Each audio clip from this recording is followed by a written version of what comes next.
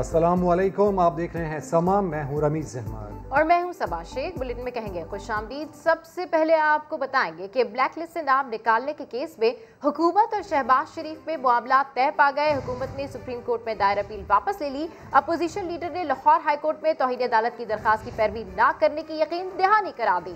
Supreme court ने करार दिया कि जिस अंदाज में शहबाज शरीफ को रिलीफ मिला वो किसी केस में बतौर मिसाल पेश नहीं हो सकेंगे।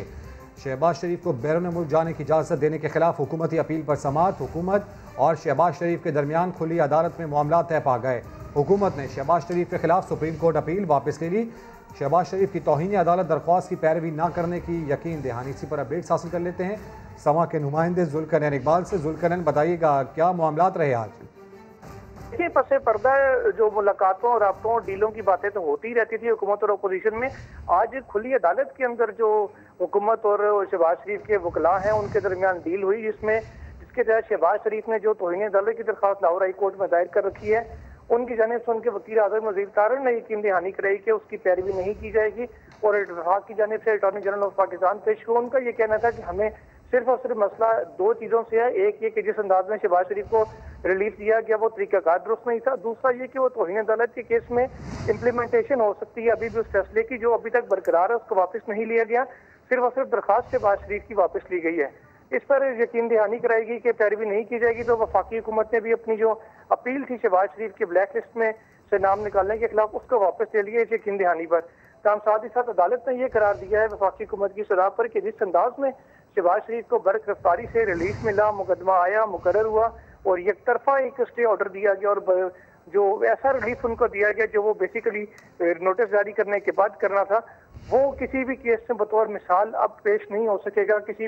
कोई भी बंदा अदालत में इसका रेफरेंस नहीं दे सकेगा कि फलां केस में अदालत पहले इस तरह के इकदाम कर चुकी है, इसलिए इसको भी ये रिलीफ दिया जाए। ये सदा वफाकी हुकूमत की दरखास्त पर अदालत ने जो है ये रिलीफ वफाकी हुकूमत को इस हद तक जरूर दिया है। अब जो मामला ब्लैक लिस्ट की हद तक का वो खत्म हो चुका है।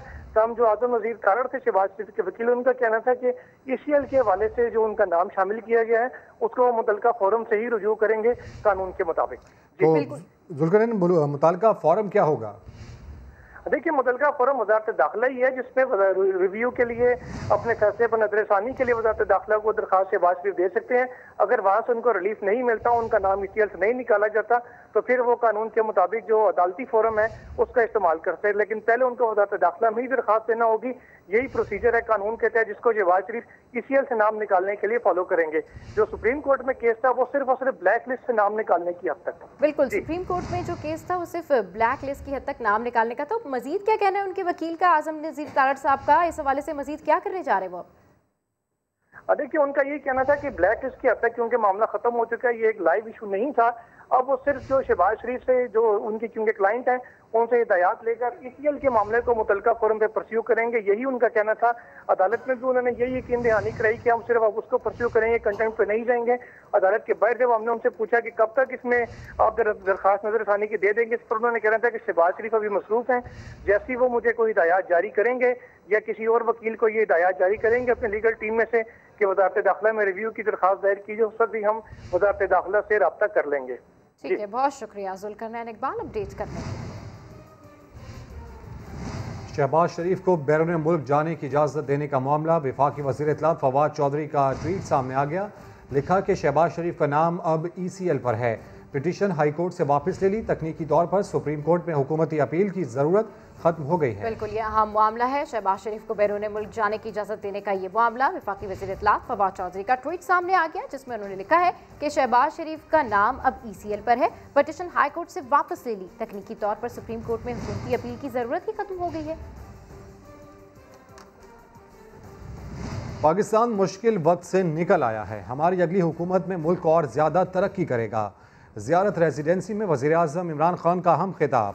कहा 4% शरह नमू ने अपोजिशन को परेशान कर दिया। जो लोग हुकूमत जाने की तारीखें देते थे उन पर तरस आ रहा है। इमरान खान ने नाम ना लेकर फजलुर रहमान पर भी तंज किया। खुशखबरी ये है कि एक मुश्किल वक्त से हमारा मुल्क निकल रहा है। हमारे जो मुखालिफ हैं उन्होंने पहले से शोर मचा दिया कि हुकूमत फेल हो गई। अभी तो हमारी हुकूमत आई थी तो उन्होंने कहा फेल हो गई। चाहते थे कि फेल हो जाए।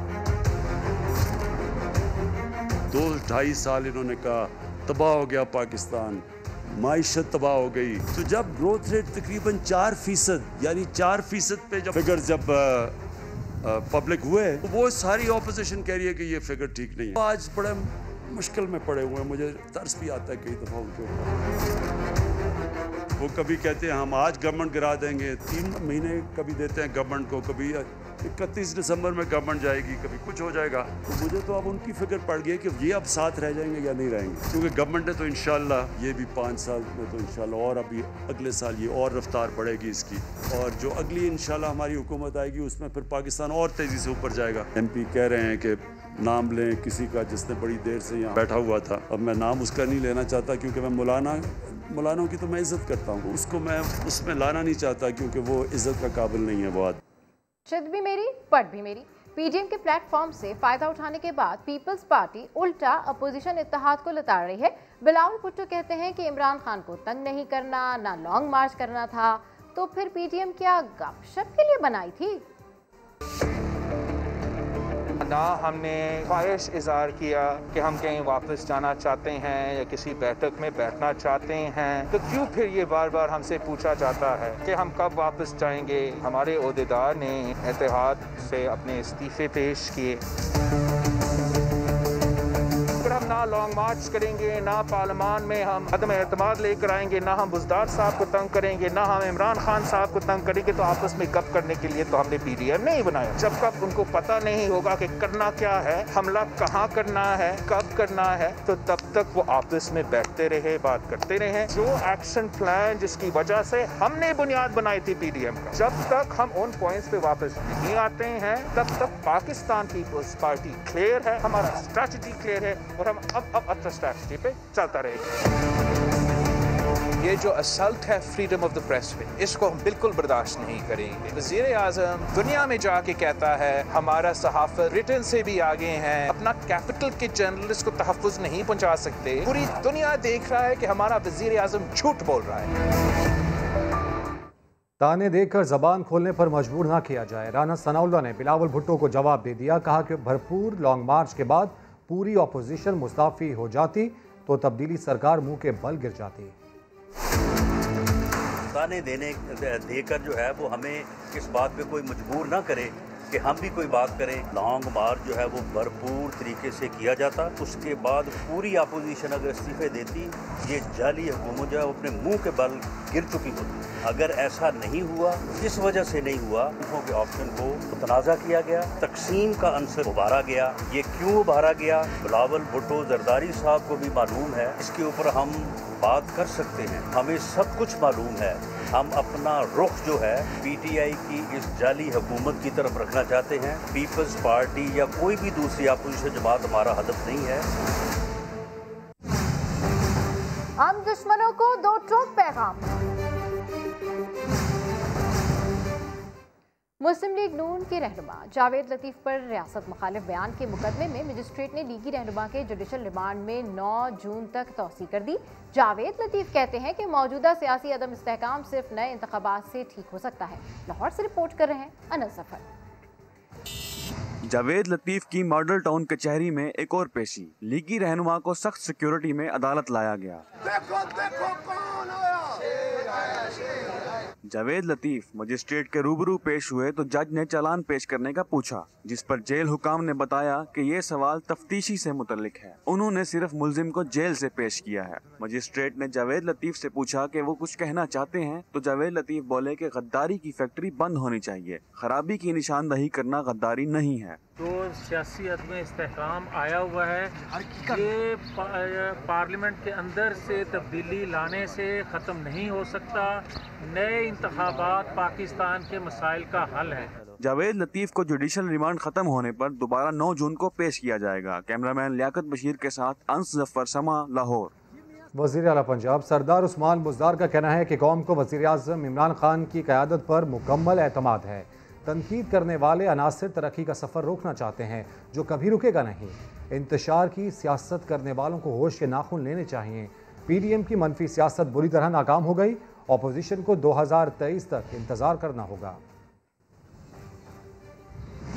अब बात करेंगे सियासी और अस्करी क़यादत के आम दुश्मनों के दो टोक पैगाम की। वज़ीर-ए-आज़म इमरान खान ने command and staff college Quetta में कोर्स के शुरा से खिताब किया। बोले, पाक फौज ने दुश्मन के मज़मूम अज़ाइम खाक में मिला दिया, मुल्क की दिफा को नाकाबिल तस्खीर बनाया है। हम ऐसा पाकिस्तान चाहते हैं जहाँ कानून की हुक्मरानी हो, बिला इम्तियाज़ एहतसाब और इंसाफ हो। Army chief general Qamar Javed Bajwa ने कोर हेडक्वार्टर्स कोयटा का दौरा किया। कहा, अमन की कोशिशें गैर मुस्तहकम करने की इजाज़त नहीं दी जाएगी।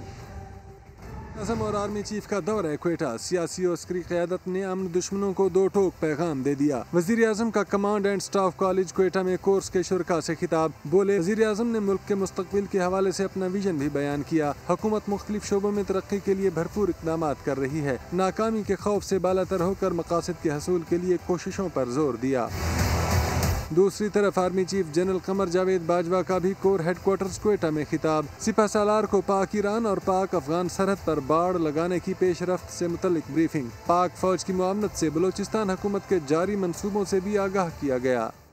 और अभी आपको बताएं कि ताजिकिस्तान के सदर इमाम अली रहमान की पाकिस्तान आमद। वज़ीर आज़म हाउस में वज़ीर आज़म इमरान खान ने मोअज़्ज़ज़ मेहमान का पुरतपाक इस्तकबाल किया। चाको चौबंद दस्ते ने गार्ड ऑफ ऑनर पेश किया। इस मौके पर दोनों मुल्कों के तरानों की धुनें बजाई गईं। इस्तकबालिया तकरीब में वज़ीर आज़म इमरान खान के अलावा दीगर आला हुक्काम भी मौजूद थे।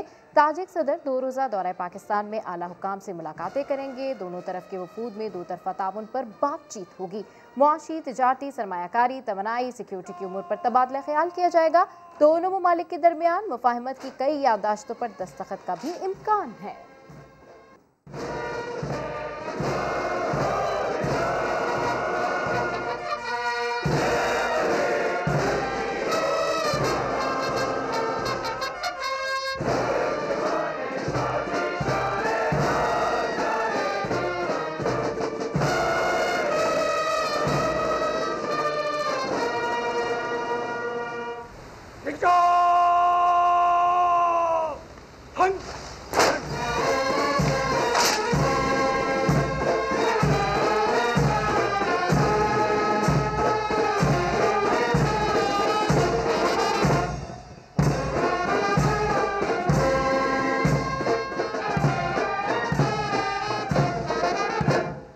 जुर्माने और मार्केट सील करने के खिलाफ कराची के ताजिर मैदान में आ गए। मुतालबा किया कि हफ्तावार 2 छुट्टियों को एक किया जाए। अतीक मीर कहते हैं कि अगर कारोबारी औकात को रात 8 बजे तक ना किया तो एहतजाज किया जाएगा। कोरोना के बढ़ते केसेस और लॉकडाउन की सख्तियां, ताजिर बिरादरी नाखुश। रहनुमा अतीक मीर कहते हैं, कारोबारी औकात ना बढ़ाए गए तो एहतजाज करेंगे। ताजिर एक्शन कमेटी ने मुतालबात की मंजूरी के लिए 72 घंटे का अल्टीमेटम भी दे दिया। हम पे थोड़ा सा रहम किया जाए और नहीं करते तो अब 72 घंटे के बाद फिर किसी को हमसे बात करने की भी जरूरत इंशाल्लाह नहीं होगी, क्योंकि हमारा हक है एहतजाज करना और हम अपना हक हर हालत में वो पूरा करेंगे। ताजिर रहनुमाओं का कहना था, ताजिरों को मुश्किलात में धकेला जा रहा है। अगर हमें कारोबार करने की इजाजत नहीं दी गई तो हम रोडों पे भी आएंगे, हम हड़ताल भी करेंगे और हम विफाक को और सिर्फ को टैक्स भी नहीं देंगे। ताजिर बिरादरी का मजीद कहना था कि के इलेक्ट्रिक की मनमानियां खत्म करवाई जाएं और ताजिरों को बिला सूद कर्ज फराम किया जाए। राजनपुर किला के रुझान में डाकुओं के खिलाफ ऑपरेशन में पुलिस की बड़ी कामयाबी। डाकुओं के कब्जे से अपने 2 मगवी एहलकारों को बाजियाब करा लिया गया। मजीद जान लेते हैं समा के नुमाइंदे इलियास गुबोल से। इलियास, बताइएगा क्या बताना है पुलिस के इस ऑपरेशन से मुताल्लिक? जी बिल्कुल, कच्ची के इलाके से 2 एहलकार अगवा किए गए थे थाना सोनमयानी की हदूद चौकी जीवन से। 7 रोज कबल ये एहलकार अगवा किए गया था दौरान ड्यूटी। तो पुलिस ने इस सिलसिले में ग्रैंड ऑपरेशन शुरू किया था। तो ऑपरेशन के सिलसिले में दोनों एहलकारों को बाजियाब करा लिया गया। पुलिस ने ऑपरेशन के जरिए उन्हें बाजियाब कराया। तो दूसरे पुलिस का ये भी कहना है कि कोई डाकुओं से किसी किस्म के डाकुओं के मुतालबात नहीं मानेंगे, ना ही उनसे खुफिया डील हुई है। जो एहलकार हैं वो हमने ऑपरेशन के जरिए ही बाजियाब कराए। एहलकार जो है मोहम्मद अरशद और इरफान मंजूर जो है 7 रोज कबल अगवा किए गए थे और इस सिलसिले में सोनमियानी, कच्चा उमरानी, कच्ची जमाल और कच्चा मियाँ वाले के इलाकों में ऑपरेशन किया जा रहा था डाकुओं के खिलाफ। इस सिलसिले में RPO का कहना था कि डाकुओं का किला कमा किया जाएगा और रेंजर को भी तलब किया जा सकता है। ऑपरेशन के दौरान जदीद असले, बख्तरबंद और दूसरी जो है असला जो है पहुंचा दिया गया था और पेशकदमी भी जारी थी। तो अलग सुबह जो है ये दोनों एहलकार बाजियाब हुए कच्चे से तो इस खुशी में उनके वालिदैन का भी बयान है कि वालिदैन ने भी कहा है कि पुलिस ने जो हमारे बेटों को बाजियाब कराया प्यारों को, हम उसका DPO राजेंद्र का शुक्र अदा करते हैं कि उन्होंने हमारे पुलिस की बड़ी कामयाबी है। अपडेट्स के लिए शुक्रिया इलियास। और अभी आपको बताएं कि डेरा गाजी खान में लादी गैंग के खिलाफ ऑपरेशन जारी है। कानून नाफिज करने वाले इदारों ने लुटेरों के लिए मोबाइल सिम खरीदने और बैलेंस लोड करने वाला सहूलतकार धर लिया। इंतजामिया के मुताबिक लादी गैंग के खिलाफ ऑपरेशन 8वें रोज भी जारी है। बॉर्डर मिलिट्री पुलिस ने सही सरवर के कबायली इलाके में खुफिया इतला पर कार्रवाई करते हुए गैंग के अहम सहूलतकार बिलाल उर्फ बिल्ली को गिरफ्तार कर लिया। गिरफ्तारी मोबाइल लोकेशन ट्रेस करके अमल में लाई गई। मुलजिम बिलाल लादी गैंग को मोबाइल सिम्स फराहम करता था और बैलेंस लोड कराता था। आगे आ रहा है हिसाब का वक्त। शहीद का बेटा भी शहीद हो गया। लाहौर के नवाही इलाके में डाकू की फायरिंग से शहीद होने वाले कांस्टेबल कैसर की नमाज जनाजा किला गुजर सिंह पुलिस लाइंस में अदा की जाएगी। वाकया कब और कैसे पेश आया, इस बारे में जानते हैं समा के नुमाइंदे जहांगीर खान से। 24 साल पुलिस कांस्टेबल कैसर की शहादत थाना सुंदर की हदूद में मोहलन वाल के इलाके में हुई है। कांस्टेबल कैसर थाना सुंदर में ही तैनात था और गुज़िश्ता रात डकैती की इत्तला पाकर पेट्रोलिंग टीम के हमरा मोहलन वाल के इलाके में गया, जहां पर यके बाद दीगरे 3 वारदातें करने वाले डाकुओं ने पुलिस पार्टी को देखते ही फायरिंग कर दी, जिसकी जद में आकर कैसर शहीद हो गया। कैसर के वालिद अल्लाह दिता कांस्टेबल जो हैं वो 2011 में दाता दरबार में होने वाले बम धमाके में शहीद हुए थे। इनका एक बड़ा भाई फैसल भी पुलिस कांस्टेबल है और कैसर भी पुलिस कांस्टेबल था।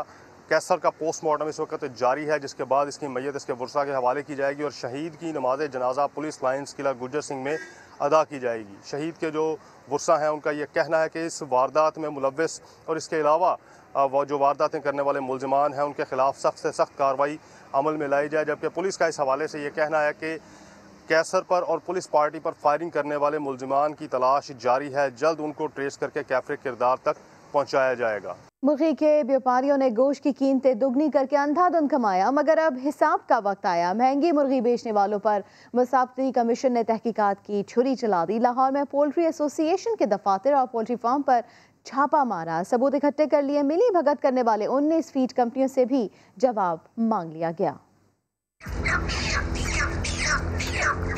मुर्गी की माँ आखिर कब तक खैर मनाएगी? एक ना एक दिन तो छुरी के नीचे आएगी। 1 साल के दौरान मुर्गी के गोश्त की कीमतें दुगनी कैसे हो गईं? महंगी मुर्गी बेचने वालों पर मुसाफकती कमीशन ने तहकीकात की छुरी चला दी। लाहौर में पोल्ट्री एसोसिएशन के दफातर और पोल्ट्री फार्म पर छापा रिकॉर्ड तहवील में ले लिया। मुसाफकती कमीशन के मुताबिक 18 रुपए का चूजा मिली भगत से 90 रुपए में बेचा गया। जिंदा मुर्गी की कीमतें 160 से 325 रुपए तक पहुंचा दी गयी। अंडे 100 के बजाय 200 रुपए दर्जन तक बेचे गए। माजी में भी कीमतें बढ़ाने पर करोड़ों के जुर्माने हुए, लेकिन अदा न किए गए। पोल्ट्री एसोसिएशन के अहदेदार ने समझ से गुफ्तगू में मैं ना मानू की रट लगाए रखी। कीमतें बढ़ने की वजह महंगी फीड को करार दिया। मैं बिल्कुल नहीं इस चीज को मानता। एसोसिएशन का कोई हाथ नहीं है कि हम कार्टलाइजेशन करते हैं। मैं गवर्नमेंट से रिक्वेस्ट करता हूँ जो एक्सपर्ट है वो देख लें कि फीड कितने में पड़ रही है। कोई ना ही तो ये माफिया है, ये टोटल डिमांड और सप्लाई का मसला है। अभी मकई ताजी आ रही है, 15 जून तक रेट जो है ना वो कम होगा। जब मकई का तो फीड के लिए रेट कम करेंगे इंशाल्लाह। मुसाफकती कमीशन का शिकंजा पोल्ट्री फीड कंपनियों तक भी पहुँच गया। कीमतें बढ़ाने पर 19 कंपनियों के गठजोड़ के खिलाफ भी इंक्वायरी शुरू कर दी। शोकॉज जारी, 8 जून तक जवाब मांग लिया। चिकन की कीमतों को पर लग गए, ये जुमला आपने हर 2-3 महीने बाद सुना होगा, लेकिन आज आपको दिखाएंगे मुर्गियों की कीमतों को पर कौन लगाता है। जी हाँ, समा के नुमाइंदे अरशद खान ने एक रिपोर्ट तैयार की है, आइए आपको दिखाते हैं। 2 किलो की ताजा सेमन मुर्गी सिर्फ 250 रुपए किलो। जी हाँ, 2 किलो की 250 रुपए। अगर मैं ये ऐलान करूं तो क्या आप यकीन करेंगे? नहीं भाई, मजाक कर रहे हो, यकीनन खराब होगी। कीमतों को पर लग रहे हैं, यही सुन रहे हैं बचपन से। ऐसा हो ही नहीं सकता, मैंने खुद खरीदा है 500 रुपए में।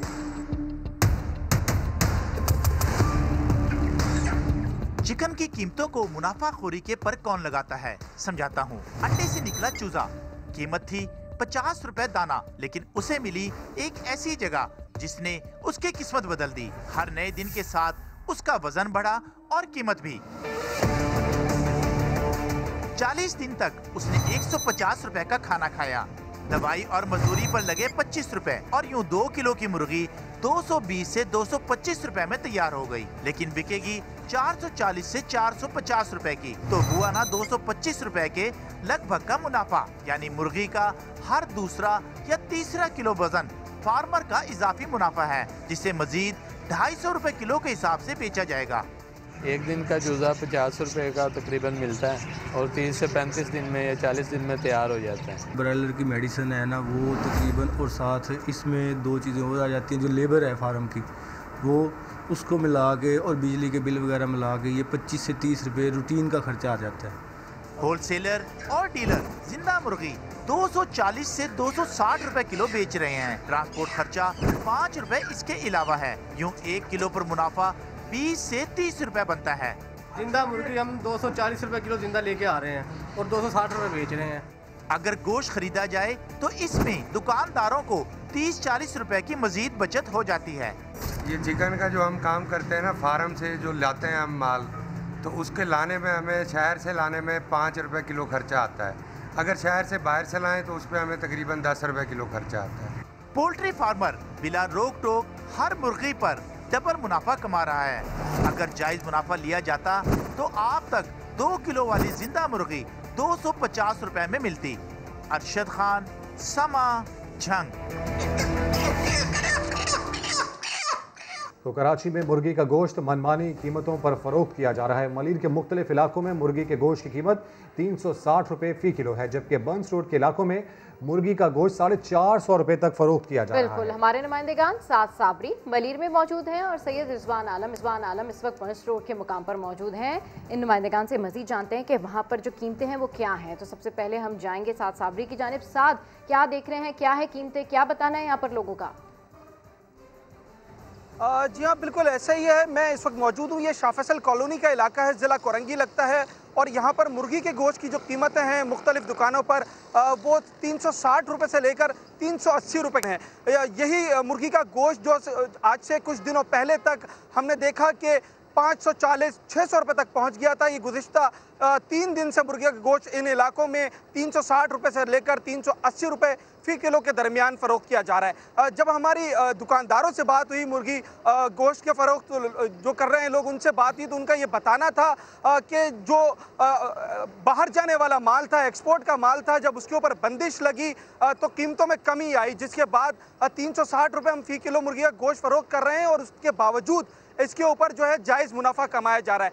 जबकि शहर के मुख्तलिफ इलाकों में यही मुर्गी का गोश्त 440 रुपये से लेकर 460 रुपये के दरमियान बेचा जा रहा है। तो जो शाह फैसल कॉलोनी के दुकानदार हैं, उनका ये कहना है कि कम मुनाफा रखकर बेच रहे हैं और जो लोग 400 रुपये से ज़ायद मुर्गी का गोश्त बेच रहे हैं वो मुनाफे की मिकदार बढ़ा रहे हैं, ज़्यादा मुनाफा रखकर गोश्त बेच रहे हैं, जो आवाम को जो है वो नुकसान पहुँचा रहा है। इस वक्त कुछ इलाकों में, ज़िला कोरंगी के इलाकों में, शाह फैसल कॉलोनी, अजीमपुरा, अलफला, मलीर शमसी सोसाइटी, यहाँ पर मुर्गी के गोश्त की कीमतें 360 रुपये से लेकर 380 रुपये फ़ी किलो हैं। ठीक है रिजवान, आपसे जानना चाहेंगे यहाँ पर जो मुर्गी फरोश हैं वो क्या मौक़िफ़ रखते हैं, वो इतना महंगा गोश्त क्यों बेच रहे हैं? देखें, यहाँ मैं इस वक्त बंस रोड पे मौजूद हूँ। यहाँ पर जो मुर्गी के गोश्त की कीमत है वो 440 रुपये है। यहाँ पर भी मनमानी भी है, कोई 440 बेच रहा है, कोई 450, कोई 420 भी बेच रहा है। यही हाल पूरे शहर का है कराची में। ये जुनूब है, यहाँ ज़िला जुनूबी है, यहाँ पर जो है मुख्तलिफ इलाकों में जो रेट चल रहा है वो इस वक्त 400 से ऊपर ही चल रहा है। जबकि शुमाली कराची का जो शुमाली इलाके हैं, जैसे बफरदोन हो गया, शादमान हो गया, नॉर्थ नाज़ाबाद हो गया, नॉर्थ कराची हो गया, गुलबर्ग हो गया, वाटर पम्प का एरिया हो गया, लियाकताबाद हो गया, यहाँ मुर्गी का रेट जो है वो 360 रुपये है। ये जो 80 रुपये का डिफरेंस आ रहा है, ये इस पर मतलब कोई कंट्रोल नहीं है। ये मनमानी कीमतें हैं दुकानदारों की। जब उनसे पूछा जाता है कि ये क्या चक्कर है, तो वो कहते हैं कि किसी कोई आड़ती की दुकान अपनी है, कोई गाड़ी का माल सप्लाई करती है कराची में, उनकी दुकानें अपनी हैं, तो वो सस्ता बेच रहे हैं। हमें जिस माल में आ रहा है, हमें जिस रेट पे आ रहा है, पीछे से वो महंगा आ रहा है, तो हम उसमें यहाँ पे जो है वो महंगा बेच रहे हैं। लेकिन ये कोई जवाज़ नहीं है। मैं आपको बताऊँ कि असल सूरत हाल ये, जब हमने इसकी मामले की तहकीक करी कि ये हो क्या रहा है, पोल्ट्री में। तो 3-4 चीज़ें ऐसी आई अभी कुछ दिनों के अंदर अंदर, जिसकी वजह से मुर्गी की गोश्त की कीमतें जो है वो एकदम से डिस्टेबल हो गई। कहीं तो ये 600 रुपये कीमत पहुंची थी मुर्गी की गोश्त की कीमत, लेकिन उसके बाद गिरते गिरते ही हमने देखा कि 350 रुपये में भी आई। एक तो वजह ये कि मुर्गी के गोश्त में एक बीमारी का पता चला था, जिसकी वजह से ये सुनने में आ रहा था कि मुर्गी की गोश्त में एक वायरस आ गया है, जिसकी वजह से जो है वो क्या कहते हैं ये इंसानी सेहत को भी नुकसान पहुंचा सकता है। उससे एक डिमांड कम हुई। फिर सिंध हुकूमत ने लॉकडाउन में सख्ती करी और वो क्या कहते हैं उसकी वजह से भी जो है वो डिमांड कम हुई। फिर पेशावर हाई कोर्ट ने एक नोटिस लिया था ये मुर्गी की बढ़ती हुई कीमतों में, जिसके बाद एक्सपोर्ट पे पाबंदी लगी और उसके बाद हमने देखा कि इसकी स्मगलिंग जो अफगानिस्तान को गोश्त जा रहा था वो भी कम हो गया। और हमने ऐसे सूरत हाल भी देखी कि पंजाब के बाद इलाकों में मुर्गी जो है वो जिंदा मुर्गी 100 रुपये फी दाना फरोख्त की गई। तो ये सब चीजें थी जिसकी वजह से जो है मिलके मुर्गी की कीमतों में बड़ा फर्क है। एक ही शहर है, मुख्तलिफ इलाके हैं, लेकिन जैसा इलाका है वैसे रेट हैं। दुकानदारों की मनमानियां जारी हैं। अपडेट कर रहे थे हमारे नुमाइंदेगान सैयद रिजवान आलम और साथ साबरी, आपका शुक्रिया। लाड़काना में आवारा कुत्तों ने 22 अफराद को काट कर जख्मी कर दिया। 11 अफराद का ताल्लुक एक ही गांव से है। लाड़काना के मुख्तलिफ इलाकों में आवारा कुत्तों ने हमले करके 22 अफराद को जख्मी कर दिया। जख्मी होने वाले अफराद को चांदका अस्पताल मुंतकिल करके वैक्सीन फराहम कर दी गई। मुतासरा अफराद में गांव सदीक आबाद के 11 अफराद भी शामिल है। शहरियों का कहना है कि इंतजामिया की कुत्ता मार मुहिम का कोई असर नहीं हो रहा। कुत्ते काटने के वाकयात में मुसलसल इजाफा हो रहा है। लाहौर बादामी बाग रेलवे स्टेशन के करीब कब्जा माफिया के खिलाफ बड़ा ऑपरेशन जारी है। रेलवे इंतजामिया ने कई दुकानों और प्लाजा समेत एक पेट्रोल पंप भी सील कर दिया है। मजीद जान लेते हैं समा के नुमाइंदे दानियाल सत्तार से। दानियाल, अब तक जो ऑपरेशन किया गया है कोई मज़ाहमत तो देखने में नहीं आई? जी बिल्कुल, बादामी बाग रेलवे स्टेशन के करीब रेलवे इंतजामिया की जानिब से काफ़ी बड़ा ऑपरेशन किया गया है। इस ऑपरेशन के अंदर 50 के करीब जो दुकानें हैं वो और एक निजी पेट्रोल पंप है उसको सील कर दिया गया है। इंतजामिया की जानिब से बताया ये गया है कि यहाँ पर रेलवे की ज़मीन है जिसके ऊपर इन्होंने प्लाजे और ये जो पेट्रोल पंप है बनाया हुआ था, इसके किराए पर दिया हुआ है। किराया की अदम अदायगी और लीजिंग के जो मामला हैं वो तय नहीं पाए इनके साथ, जिसकी वजह से ये दुकानें और जो पेट्रोल पंप है उसको सील किया गया है। पुलिस की भारी नफरी यहाँ पर मौजूद है और जो दुकानदार हैं उनका यही कहना है कि जो प्लाजा मालकान है उनको हम लोग किराया जो है बाकायदगी से कि हम लोग अदा करते थे, अब आगे से प्लाजा मालकान जो हैं वो रेलवे को पैसे जो हैं वो बर वक्त नहीं देते थे, जिसकी वजह से ये सारा जो मामला है हम लोगों के ऊपर फेस करना पड़ रहा है। अब ये जो रेलवे इंतजामिया है उनकी जानिब से यही कहना है जब तक ये किराया जो है या लीजिंग के जो पैसे हैं वो हम लोगों को नहीं देंगे तब तक ये दुकानें जो हैं वो नहीं खोली जाएंगी। जी, अपडेट करने के लिए शुक्रिया दानियाल। और इस वक्त आपको बताएं कि उलमा मशाइख कॉन्फ्रेंस से सदर आरिफ अलवी खिताब कर रहे हैं। आपको बराह रास्त लिए चलते हैं। बहुत सारी चीज़ों में कुरानी अहकामात के एतबार से, मिसाल के तौर पर पाकिस्तान के अंदर स्टंटिंग है, उसके अंदर हम ये समझते हैं और मिनिस्ट्री ऑफ हेल्थ भी ये समझती है कि अगर जो कुरान के अहकामात हैं, अल्लाह के अहकामात हैं कि माँ छाती का दूध पिलाए, जो पाकिस्तान के अंदर इस अंदाज से नहीं हो रहा जिस तरह से अल्लाह का हुक्म है, तो ये भी हमारी ज़िम्मेदारी है कि इसका हम प्रचार करें। तो अल्लाह का हुक्म है।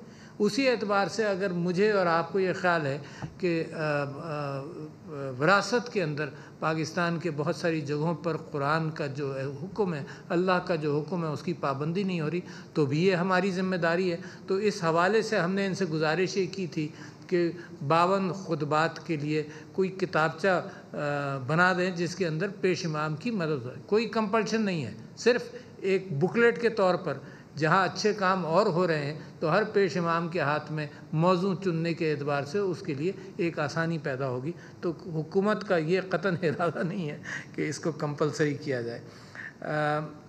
ये आज के दिन के अंदर जो सारी बातें आप सब लोगों ने की उसके एतबार से मैंने गुजारिश की थी कि कुछ नुकात के अंदर हम तब्दीली भी करते रहेंगे, जो लिखते रहेंगे और फिर यहाँ पर उसका ज़िक्र भी हो जाए। तो मैं उनको पढ़ देता हूँ। एक मुश्तरक सा एक एलामिया है। इस अहम तरीन नशिस्त के एतबार से कौम को जो पैगाम जाना है उनके नुकात में पढ़ रहा हूँ जो आप लोगों से हासिल हुए। नंबर 1, बताएं कि इस वक्त उलमा मशाइख कॉन्फ्रेंस से सदर आरिफ अलवी खिताब कर रहे हैं जिसका कुछ हिस्सा आपने मुलाहिजा किया। कराची में शदीद गर्मी की लहर जारी है। ऐसे में के इलेक्ट्रिक का कहर भी शहरियों पर जारी है। रात गए लाइट जाती है और फिर 3 घंटे से पहले वापस नहीं आती। जिला बस्ती हो या फिर गरबी, हर इलाके में 6 से 8 घंटे बिजली जाना मामूल हो गया है। शदीद गर्मी में बच्चे बिलखते रहते हैं। लगता है कि के इलेक्ट्रिक को लगाम डालने वाला कोई नहीं। जमाते इस्लामी ने के इलेक्ट्रिक को फौरी तौर पर लोड शेडिंग खत्म करने का अल्टीमेटम दे दिया है। हाफिज नईमुर रहमान ने बिजली कंपनी को माफिया करार दे दिया है। कराची में शदीद गर्मी की लहर जारी है और ऐसे में के इलेक्ट्रिक का कहर भी शहरियों पर जारी है। रात गए लाइट भी नहीं होती है और फिर 3 घंटे से पहले वापस नहीं आती है। जिला बस्ती हो या फिर गरबी, हर इलाके में 6 से 8 घंटे बिजली जाना मामूल हो गया है। दुनिया भर में गुज़िश्ता चंद बरसों में रोनुमा होने वाली मौसमियाती तब्दीलियों ने सर्दी के साथ साथ गर्मी का पैमाना भी तब्दील कर दिया है। आखिर क्या वजह है इसकी, नुमाइंदा ख़ुसूसी रहमान अहमद की रिपोर्ट में जानते हैं। कराची में गर्मी का राज। रवां साल माह मई में कयामत खेज गर्मी पड़ी और पारा 44 डिग्री को पार कर गया था। हर शय जलती हुई महसूस होती थी, मगर क्या कराची आइंदा बरसों में भी ऐसे ही जलता रहेगा? CEO national dialogue on climate change Maliha Abbas ने दरख्तों की कमी को गर्मी में इजाफे की वजह करार दिया। ये फैसला हमने करना है कि क्या हमने आइंदा आने वाली नस्लों को इसी गर्मी में जलते रहने देना है या हमने उनके लिए कुछ इक़दामात करना है। अगर हाँ, हम उनके लिए इक़दामात करना चाहते हैं तो आज ही हम सब ने ये अहद करना है कि हम में से हर एक शख्स ने अपनी ज़िंदगी में 3 दरख्त लगाने हैं, जिससे 3 करोड़ की आबादी वाला शहर सैकड़ों नए दरख्तों से फैज़याब हो सकेगा। मौसमियाती तब्दीली पर मलिहा अब्बास ने बताया कि कराची शहर का बगैर किसी मनसूबाबंदी के फैलना भी मौसमियाती तब्दीली की बड़ी वजह है। देखिए, जब शहर फैलते हैं आबादी के लिहाज से या अर्बनाइजेशन के लिहाज से देखते हैं तो टेम्परेचर शहर का बढ़ना शुरू हो जाता है और इस फिनोमिनन को हम कहते हैं urban heat island effect. Urban heat island effect में क्या होता है कि जो जैसी आपकी आबादी बढ़ी उससे आपकी एनर्जी कंजम्पशन बढ़ी। जब आपकी एनर्जी कंजम्पशन बढ़ना शुरू हो जाती है तो क्या होता है, आपके शहर में हीट ज़्यादा प्रोड्यूस होने लगती है। माहौलियाती तब्दीली के बारे में अब तक जितने भी इक़दामात किए गए हैं वो कौमी सतह पर लिए गए हैं। बेहतर होगा कि आम आदमी को भी ये शऊर दिया जाए कि वो माहौलियाती तब्दीली के नुकसानात पर काबू पाने में अहम किरदार अदा कर सकता है। कैमरामैन एरिक पेरेरा के साथ रेहान अहमद, समा, कराची। हैदराबाद में दरिया सिंध डाउन स्ट्रीम खुश्क हो गया। जहां पानी की मौजें हुआ करती थी, आज वहां रेत के मैदान नजर आना शुरू हो गए हैं। यहाँ पानी क्यों और कब से नहीं है, ये जानते हैं हमारे नुमाइंदे इम्तियाज अली से। इम्तियाज, क्या बताना है माहीगीरों का? हाँ जी बिल्कुल, मैं इस वक्त जहाँ पर मौजूद हूँ ये कोई रेगिस्तानी इलाका नहीं बल्कि दरियाए सिंध जिसको बादशाह भी कहा जाता है उसके डाउन स्ट्रीम के पेट में मौजूद हूँ और यहाँ पर जो है रेत ही रेत हमें नज़र आ रही है। माजी में जब हम यहाँ पर डाउन स्ट्रीम में देखा करते थे तो यहाँ पर जो है पानी का बहाव ज़्यादा तेज़ हुआ करता था और जाके समंदर से मिलता था, मगर यहाँ पर जो डाउन स्ट्रीम के किनारों पर मौजूद जो माहीगीर हैं जो कि मछली का शिकार करते थे, उनसे हमारी बात हुई। उनका ये कहना है कि गुज़िश्ता 15 से 20 सालों से यहाँ पर डाउन स्ट्रीम में पानी नहीं छोड़ा जा रहा, जिसके बायस ना सिर्फ हम जो है शदीद मुतासिर हुए हैं बल्कि जो है हमारे बच्चे और हमारे घर वाले जो है वो फाका कशी की ज़िंदगी गुजारने पर मजबूर हैं, मगर कोई हमारे तरफ जो है वो देखने के लिए तैयार नहीं है और ना ही डाउन स्ट्रीम में पानी छोड़ने के लिए तैयार है। जी, फर्स्ट क्लास क्रिकेट में 599 विकेट्स और जिम्बाब्वे के खिलाफ टेस्ट डेब्यू करने वाले फास्ट बॉलर ताबिश खान का समा को इंटरव्यू। कहा, जिन्हें देखकर क्रिकेट खेलना शुरू की उन खिलाड़ियों की मौजूदगी में टेस्ट कैप मिलना खुशी की बात थी। करियर में कोई प्लान भी नहीं रखा, डेब्यू ना भी होता तो हिम्मत नहीं हारता। अपने घर के सहन से क्रिकेट स्टार्ट किए, तो अपने घर के सहन में मैं बहुत क्रिकेट खेला करता था और उसके बाद फिर गली में क्रिकेट खेलना शुरू की, फिर उसके बाद स्कूल लाइफ में खेली, फिर उसके बाद कॉलेज लाइफ में खेली, फिर आहिस्ता आहिस्ता ये एक प्रोफेशन में तब्दील होता गया। जो 19-20 साल की जर्नी है इसमें मैंने कहा ना कि मैंने अपनी ज़िंदगी में प्लान बी रखा ही नहीं था। मेरा प्लान यही था कि अगर खुदा खास्ता मैं टेस्ट नहीं भी खेलता तो मैं इसी प्लान से चलता रहता।